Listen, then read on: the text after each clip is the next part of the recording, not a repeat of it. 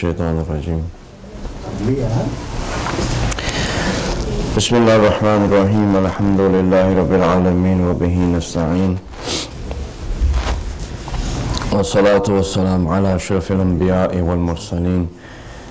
Habibi qulubina wa tabibi nufusina rahmatan lil alameen. Abil Qasim Muhammad. Allahumma salli ala Muhammad wa ali Muhammad.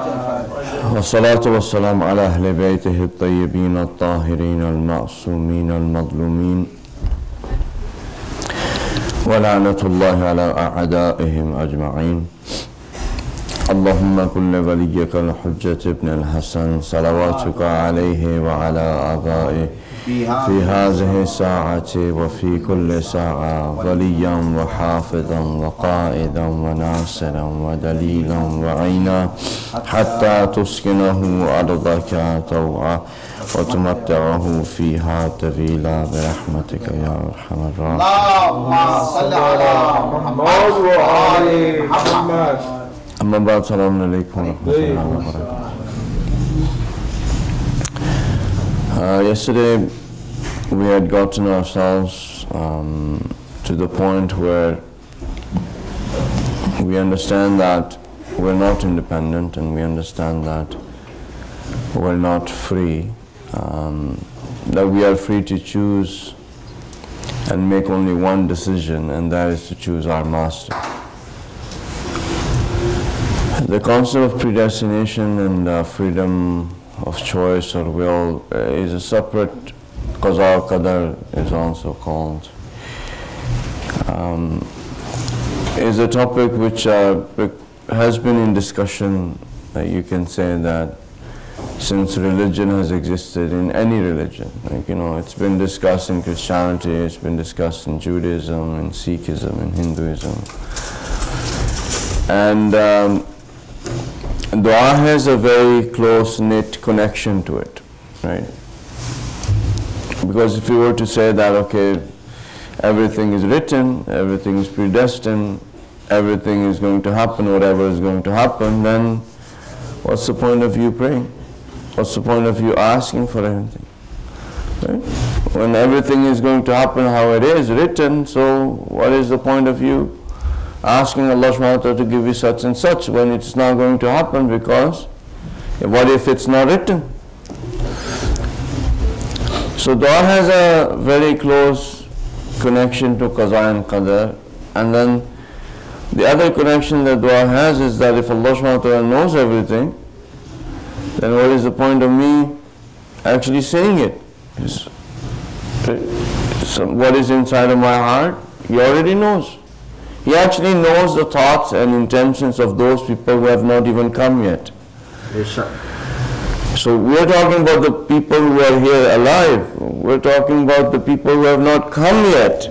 He knows what intentions they're going to make, what decisions they're going to make, what they are going to want, right?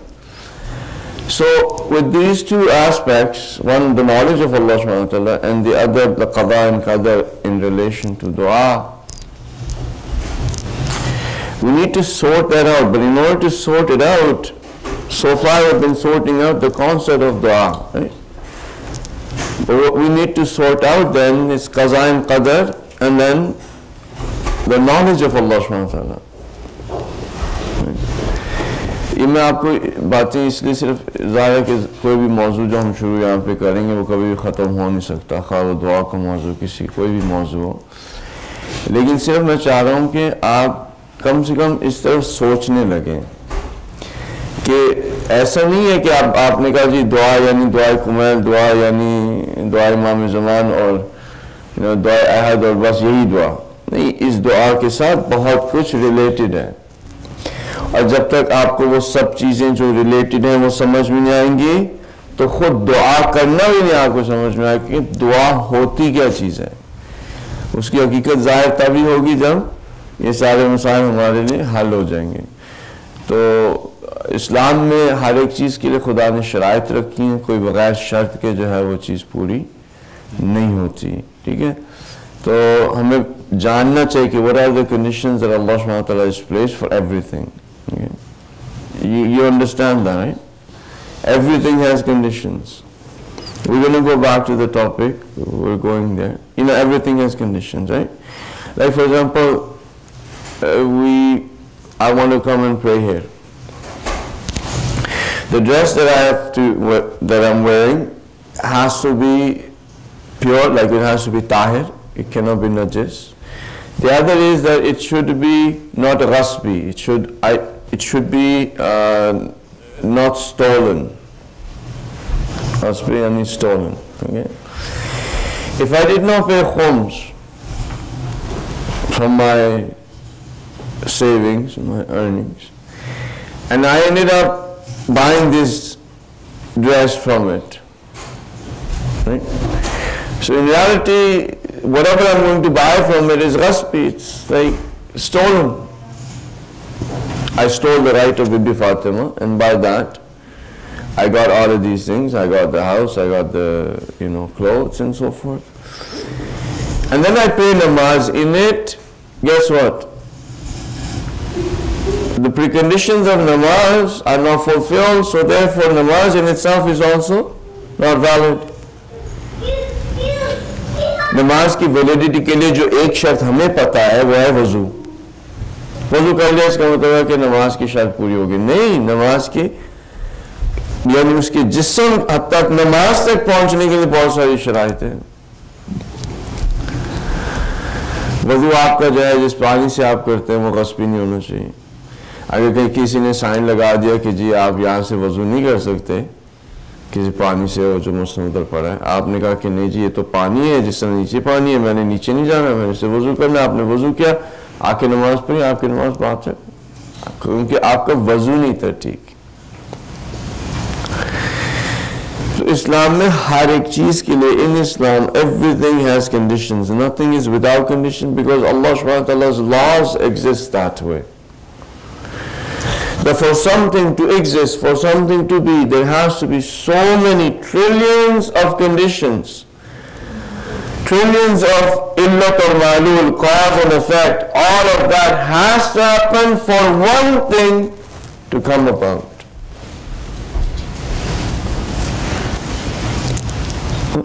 Do we understand that? They say that 1 second of the brain activity that we are having, 1.73 billion, and I think it's about 1.83 trillion synapses and the brain cells, 1.83 and 1.83 trillion, something like that. With a supercomputer that is the most powerful computer that you can exist or find, 1 second can be produced in, I think it's like 8 or 10 hours or something like that. If you were to do it in the regular computer, it would take 2.5 days for 1 second of brain activity. And they're very happy about it, that they have accomplished that. क्योंकि आप computer देखें वो ware house भरे हुए हैं, ware house जैसे होते हैं, वेयर हाउस में जैसे कंप्यूटर सारे के सारे, सिर्फ उन्होंने कमाल क्या कर दिया कि इंसान के जहन की 1 सेकंड की ब्रेन एक्टिविटी को उन्होंने डुप्लीकेट कर दिया। 1 सेकंड। अब बहुत खुश है। अब ये जो the reason why I'm saying this, जो हमारा brain, even that is amazing. You cannot really understand it completely, and people are still trying to duplicate. But can you imagine that? Can you calculate?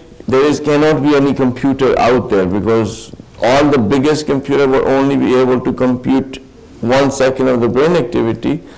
What I'm asking you right now, can you compute all the things, all the conditions, all the sharait, all the things that had to come together, the cause and effect, for me to be sitting in front of you and speaking?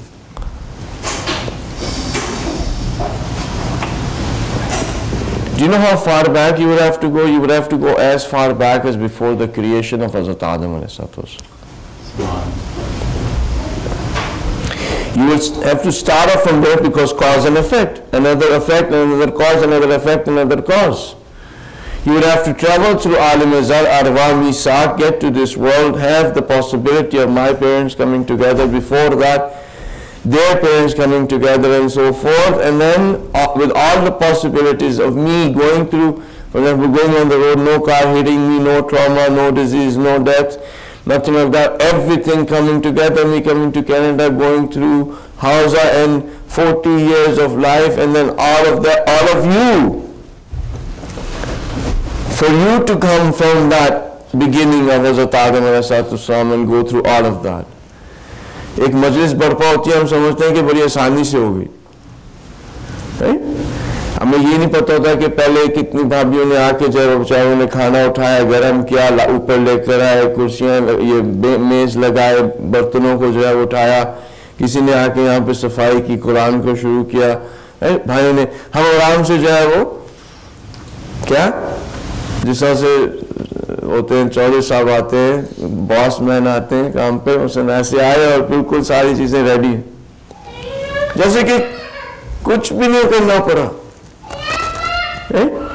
अगर आप किसी भी चीज को देख लें, अगर किसी भी चीज को होना है, कितनी चीजें उसके बैकग्राउंड में चलती हैं। Can you imagine, other than the fact that how we are sitting down, how many things had to happen? And how they were connected with each other. It just boggles your mind. That knowledge can only exist with Allah subhanahu wa ta'ala. No one else. Yeah. That knowledge can only exist with Allah subhanahu wa ta'ala. No other entity or creation or being can have that knowledge. They can have parts of it, but they cannot have all knowledge. Total knowledge. Like parts of it, ilm ghaib, right? Ilm ghaib कहते हैं ना आप लोग, ilm ghaib is the knowledge of the future, unseen. Okay, something just because of the fact that it cannot be seen by these eyes, does that mean that it is unseen? No. Like I cannot see gravity, right? I cannot see gravity. Maybe I can feel gravity, but I cannot see gravity. So does that mean just because I cannot see gravity that it is part of unseen? The unseen that we translate into English because of the word ghaib, actually the mafhum जो ghaib का है वो थोड़ा सा different है unseen से. Allah subhanahu wa ta'ala is present everywhere. There is nowhere where He is not present. Right? So if He was not present everywhere, He would not, if He was not present everywhere, then He would be missing from somewhere. यानी जिसे ना तो हाजिर वो नहीं लगाते होते थे, हसन जी हाजिर, attendance होती थी ना. Yeah, you guys, you don't have attendance anymore, you guys. But do you have attendance still? Yeah, okay. So in Pakistan, we used to say Hazir, like if they would call my name, I would say Hazir, and then if the person was not there, Ghaib. Ghaib means not present, not unseen, right? Because that person can come and then Hazir jab hoga to aap dekh lenge usko. So when we say knowledge of ghaib, it is that Allah subhanahu wa ta'ala exists everywhere. There is nowhere that He does not exist. Even saying that statement that He exists everywhere is confining Him in everywhere, although it is only for our minds to comprehend this sentence. Allah, ये sentence भी गलत है. जब आप everywhere कहते हैं तो आप मकान कह रहे हैं और मकान के अंदर खुदा को कैद कर रहे हैं. जब आप कहते हैं every time, anywhere, ज़मान में आप खुदा को कैद कर रहे हैं. खुदा किसी चीज़ में कैद नहीं हो सकता. अब बताओ हमारे ज़हनों के लिए, right? So who can be that being that can exist everywhere and in all times, who would know obviously everything? For that being, nothing is ghaib. For anything other than Allah subhanahu wa ta'ala, something can be ghaib because they are not present everywhere and not every. समझे? Clear? Achha.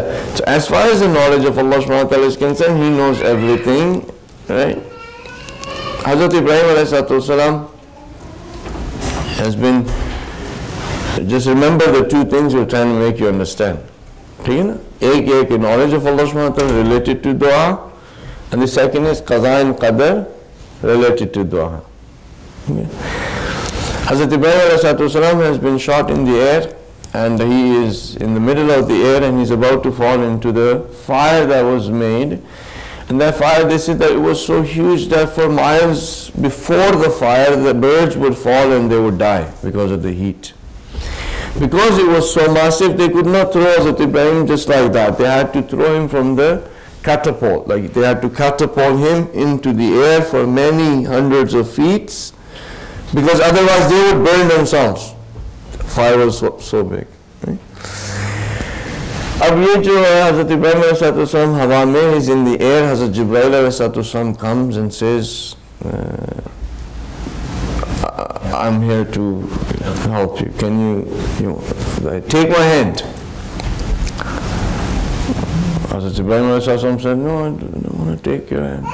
Like, Archangel Gabriel, who is the king and the leader of, I don't know, trillions of angels. He's one of the angels that's the closest to the power and might of Allah subhanahu wa ta'ala, that we call throne. Right? And he's coming and offering his hand, and Hazrat Ibrahim alayhi says no. He says, okay, I don't need any help from you. So okay, so the one that you need help from, call him.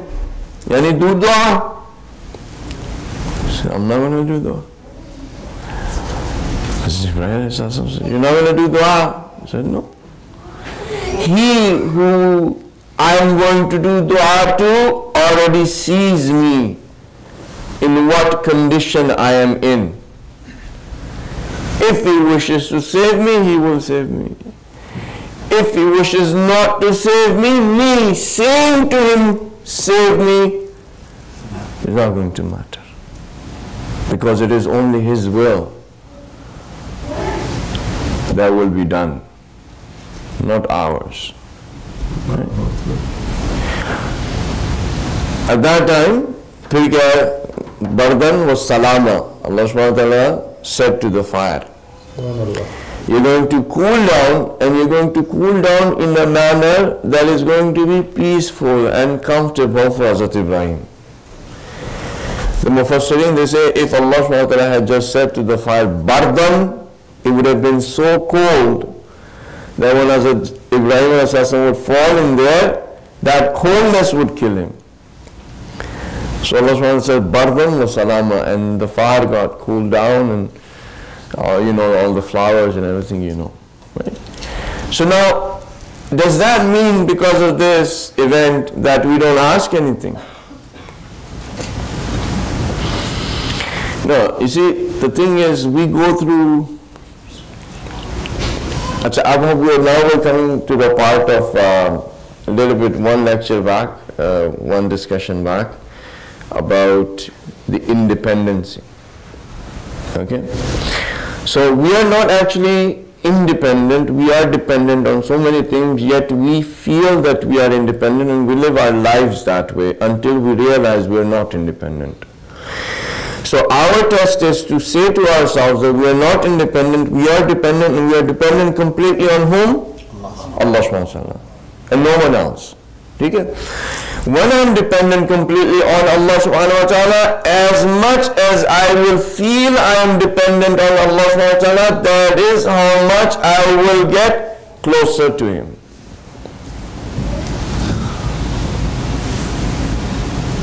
The more I think I am independent, the more I will go away from Him. अच्छा Misbah he says के वो कहते हैं कि जो कुर्ब का मकाम है ना, जो मकाम है कि खुदा के नज़दीक होना, to be close to Allah subhanahu wa ta'ala, that stature, to be close to Allah subhanahu wa ta'ala. Who was the closest to Allah subhanahu wa ta'ala? Rasulullah sallallahu alaihi wasallam. No other creation is going to come any closer to Allah subhanahu wa ta'ala than him. he was the most in need of Allah subhanahu wa ta'ala. No one else was more in need of Allah subhanahu wa ta'ala than the Prophet. At night, he's at one of the wife's house, middle of the night, the wife finds him not in bed, follows, sees that the Prophet is in sajda and he's saying something.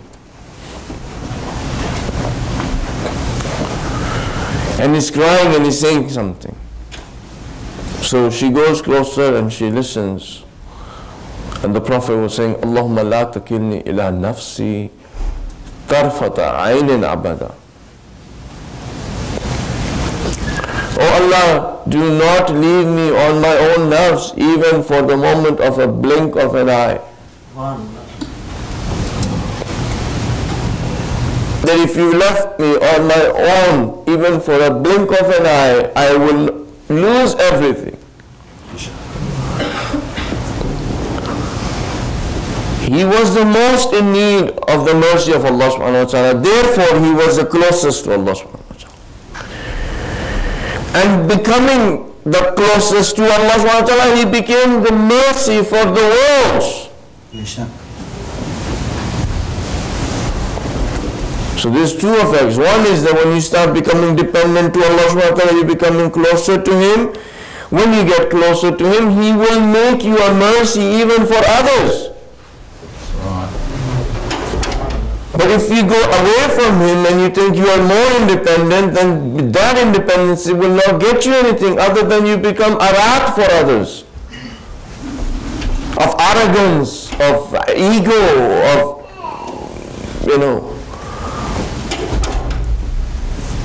So what is the concept of dua then? Why do we need to say dua when Allah subhanahu wa ta'ala knows everything? Is because we don't know and we don't think that we are dependent on Him. And when we call upon Him, we feel that we are dependent on Him. Okay? अब बच्चे से कहते हैं मेरी उंगली पकड़ो, कहकर मैंने नहीं पकड़नी, पकड़ ले आए, नहीं पकड़नी. अब ये जब उसने कह दिया नहीं पकड़नी तो क्या है, हमसे दूर भाग रहा है ना, क्या कर रहा है, दूर भागेगा ना. हम कहेंगे बाबा उंगली पकड़ लो, वो कहेगा नहीं मैंने नहीं पकड़नी, दूर भागेगा. अच्छा अगर बच्चा खुद कहे बाबा मुझे अपनी उंगली देना मैंने पकड़नी है, क्या होता है, नजदीक आता है, नजदीक आता है और वो समझता है कि मैं बाबा के नजदीक हूं. जब क्या होता है नहीं पकड़नी दूर भाग रहा. अब बाबा उसके नजदीक है, ये नहीं कि वो नहीं है, वो प्यार उससे वैसे ही करते हैं, इसीलिए तो कह रहे हैं कि उंगली पकड़ लो कि कहीं पे चोट ना लग जाए, सड़क को क्रॉस करने लगे कहीं पे कोई खतरा होगा, कोई चोट लगेगी, कोई नुकसान पहुंचेगा, उंगली पकड़ लो. बच्चा कहता है नहीं पकड़नी है, दूर भाग रहा है. लेकिन जब वो खुद कहता है बाबा, यानी पुकारता है मैंने आपकी उंगली पकड़नी है, यानी सवाल करता है, तो वो बाबा के खुद ब खुद नजदीक आ जाता है, अपने आप को उनका मोहताज समझता है. तो जितनी हम ज्यादा दुआ करेंगे, the more that we are going to do dua and the more we are going to feel that we are dependent on Allah subhanahu wa ta'ala, the benefit that we will receive is to get closer to Him. Sahi? When you get closer to Allah subhanahu wa ta'ala, what happens? Does qaza or qadar mean anything?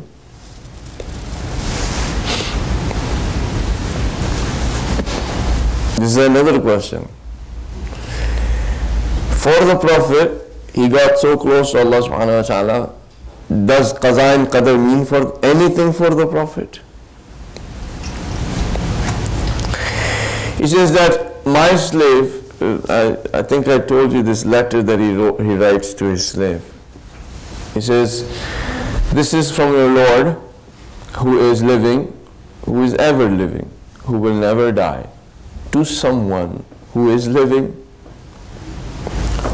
who is ever living, and who will never die. I give you the power to say be, and it will be. تم کہہ دو کن فیکون، ہو جائے گا. کیا کہو گے؟ کن ہو جا، ہو جائے گا. Say be and it becomes. Who is this person that Allah subhanahu wa ta'ala gives the power to say be and it becomes? Whose power first of all is that? کس کی پاور ہے؟ اللہ سبحانہ wa ta'ala کی. اللہ سبحانہ wa ta'ala کی power کیا کہ وہ کسی چیز کو کہ ہو جا تو وہ ہو جائے گی. اس کے لیے قضاء اور قدر کی ضرورت ہے؟ اللہ سبحانہ وتعالیٰ نے پوری کائنات کو کس طرح سے خلق کیا ہے؟ 6 دنوں میں. وہ ایک پروسیس تھا جو لگا، انڈائریکٹلی لگا. خدا نے کیسے کریٹ کیا ہے؟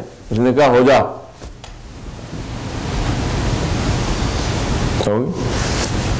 280 billion galaxies with trillions of planets and stars right there. Time and space created. Time and space created by saying be.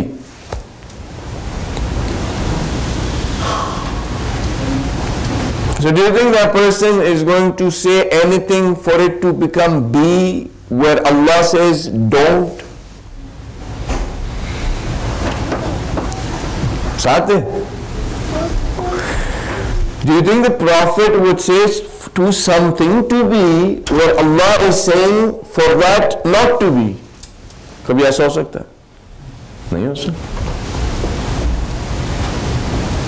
Right? تو جب آپ خدا کے اتنے نزدیک چلے جاتے ہیں تو پھر وہاں پہ آپ کے لیے قضاء اور قدر کا بھی معاملہ نہیں رہتا، اور آپ جو چاہتے ہیں وہ وہی چاہتے ہیں جو خدا چاہتا ہے. جس چیز کو بھی آپ اپنے لیے چاہتے ہیں اسی کو چاہتے ہیں جو خدا چاہتا ہے. اس کے علاوہ آپ کچھ نہیں چاہتے. اب خواہ وہ بیماری ہو، خواہ وہ صحت ہو، خواہ وہ امیری ہو، خواہ وہ فقیری ہو، خواہ وہ جو بھی چیز ہو، وہی آپ چاہ رہے ہیں جو خدا چاہ رہا ہے. جب ایسا آ جاتا ہے معاملہ تو آپ صفت سجادیہ کو اٹھا کے دیکھیں، پھر وہ حالت پیدا ہوتی ہے اتنا خدا کے نزدیک ہونے کی کہ حضرت ابراہیم جیسا شخص کہتا ہے کہ مجھے دعا مانگنے کی ضرورت نہیں ہے. لیکن جب تک اس جگہ پہ نہیں پہنچے تب تک دعا مانگنی ہے. صلوات پڑھ دے محمد. اللہم صلی علی محمد و آل محمد. کافی چیزیں ایک دوسرے کے ساتھ کنیکٹڈ ہوتی ہیں، اور جب ان چیزوں کو تھوڑا سا ہم سمجھ جائیں تو پھر چیزیں کلیئر ہوتی ہیں. انشاءاللہ تعالیٰ اب جو ہمارے پاس 3 یا 4 دن ہیں اس میں کوشش کریں گے کہ کچھ اور پہلو بھی دعا کے جو ہے وہ بتائیں. اب قضاء اور قدر کی ہم بحث میں نہیں گئے کیونکہ وہ پھر بحث ہمیں بہت زیادہ دور لے جائے گی. بس آپ سے درخواست کرتے ہیں کہ ماہ رمضان ایک کچھ لوگوں کے لیے ماہ رمضان ایک بوجھ ہوتا ہے جو وہ اٹھائے پھر رہے ہوتے ہیں، اور جیسے جیسے ان کو وہ وقت نزدیک آ رہا ہوتا ہے کہ ہمیں یہ بوجھ اتار دینا ہے تو ان کو خوشی محسوس ہوتی ہے. اگر آپ نے ایک بہت بڑا بوجھ اٹھایا ہوا ہے اور آپ 5 میل کے لیے سفر کر رہے ہیں اور آگے پتہ لگتا ہے کہ اب صرف 1-2 یا مثلا کچھ 100 یارڈز رہ گئے ہیں تو کیا ہوگا؟ خوشی ہوگی نا. اتنا بڑا بوجھ اٹھایا ہوا اب 100 یارڈز کے بعد اتار دیں گے. کچھ لوگوں کے لیے ماہ رمضان ایک دوست کی طرح ہوتا ہے کہ وہ آتا ہے وہ خوش ہوتے ہیں، اور جیسے جیسے وہ وقت آتا جاتا ہے کہ جب وہ جا رہا ہے اسی طرح سے پھر اداسی شروع ہو جاتی ہے. آپ نے نہیں دیکھا جب رشتہ دار آتے ہیں اور پھر جب وہ جانے کا ان کا وقت آ جاتا ہے، جیسے جیسے وہ وقت نزدیک آتا ہے اداسی سی چھا جاتی ہے. ان کو دیکھ دیکھ کے یادیں آتی ہیں کہ جب آپ ادھر تھے تو ہم نے یہ کیا ہو. ماہ رمضان اگر تو آپ کے لیے ایک بوجھ ہے تو ابھی سے خوشی منانا شروع کر دیں کیونکہ اب وہ بوجھ آپ اتار دیں گے. اگر ماہ رمضان ایک دوست تھا تو پھر ابھی سے غم شروع کر دیں کیونکہ اب زیادہ دیر آپ کے پاس رہے گا نہیں. جس طرح سے اس کی یادیں ابھی آنا شروع ہو گئی ہیں، اداسی شروع ہو گئی ہے، اگر ایسا ہے تو خدا سے دعا کرتے ہیں کہ آپ کی زبان سے ہمارے لیے دعا نکلے اور خدا ہمارے گناہوں کو معاف کرے، ہماری جو باتیں ہیں یا جو ہماری کوششیں خدا ان کو قبول کرے، خدا شہداء کے درجات کو بلند کرے، اللہ سبحانہ وتعالیٰ اسرا کو رہائی دے، خدا مراجعین کو، ہمارے علماء کو اپنے زمان میں رکھے، رہبر معظم کو اپنے زمان میں رکھے، ہمیں توفیق دے کہ ہم امام کے سپاہی، ان کے انصار میں سے ہو سکیں، ان کا ظہور جلد جلد ہو جائے۔ بسم اللہ الرحمن الرحیم والعصر ان الانسان لفی خسر الا الذین آمنوا وعملوا الصالحات وتواصوا بالحق وتواصوا بالصبر۔ اللهم صل على محمد